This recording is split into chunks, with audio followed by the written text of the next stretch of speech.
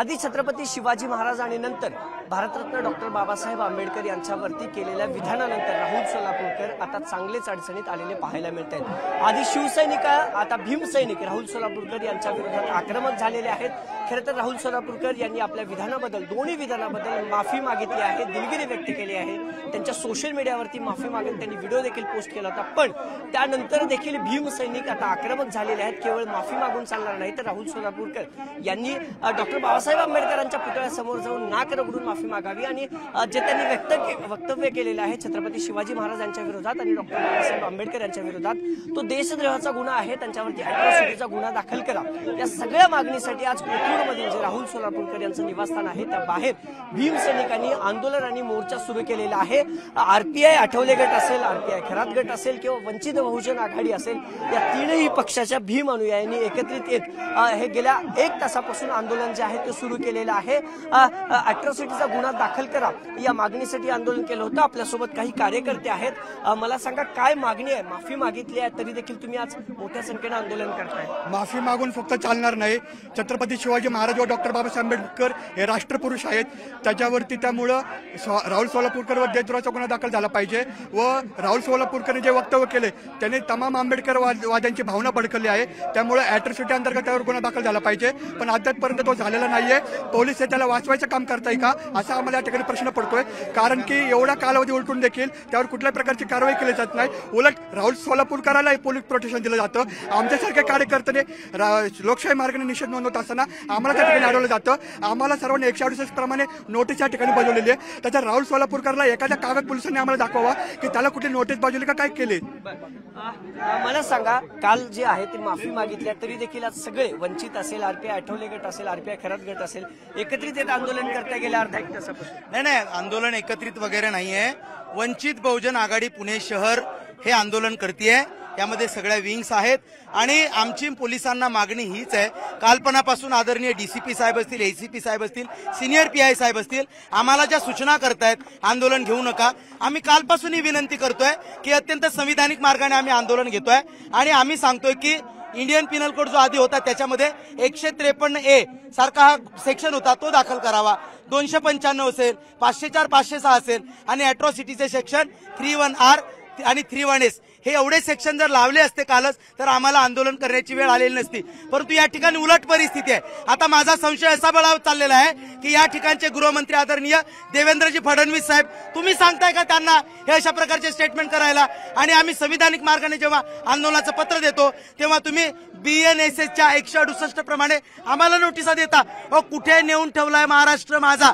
हा राहुल सोलापूरकर मागील आठवड्यापासून छत्रपती शिवाजी महाराजांच्या विरोधात बोलतो, डॉक्टर बाबासाहेब आंबेडकरांच्या विरोधात बेताल वक्तव्य करतो।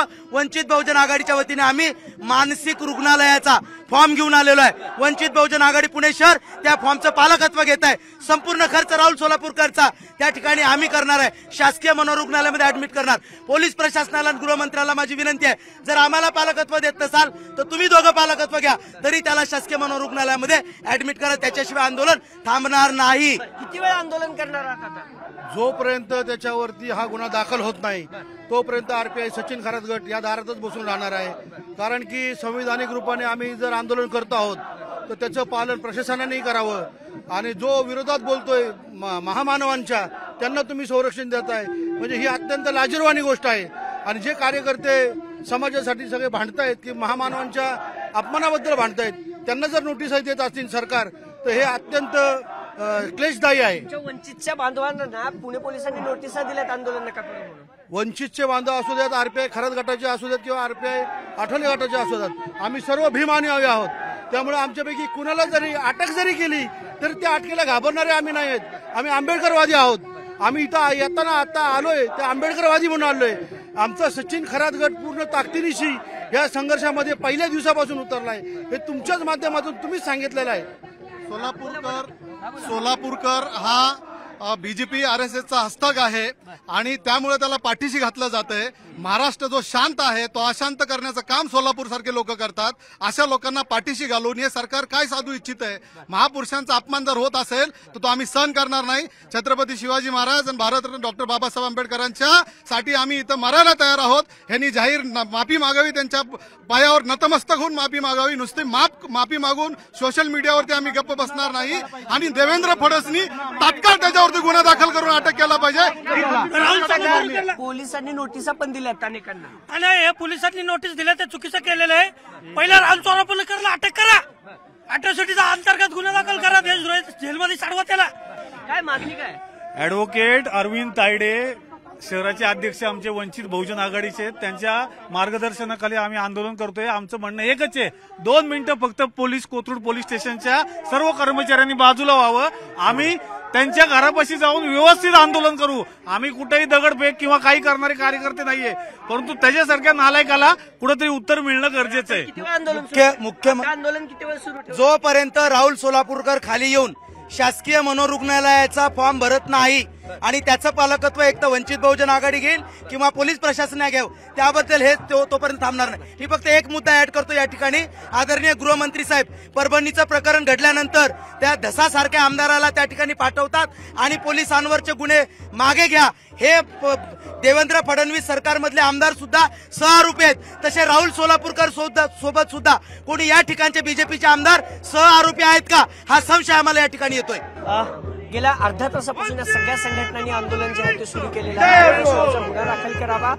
खरं तर कायदा व सुव्यवस्था निर्माण होऊ नये म्हणून पुणे पोलिसांनी मोठा बंदोबस्त जो आहे तो या ठिकाणी ठेवलेला आहे. आणि आता या तिन्ही संघटनाचे कार्यकर्ते आक्रमक झालेले आहेत. अॅट्रॉसिटीचा गुन्हा दाखल करावा, त्यांनी समोर येऊन माफी मागावी. तोपर्यंत आम्ही या ठिय्या आंदोलन संपवणार नाही अशी आग्रही मागणी या सगळ्या भीम अनुयायांनी करताना पाहायला मिळते. कॅमेरा पर्सन गणेश कदमसह अभिजित पोते, न्यूज 18 लोकमत, पुणे.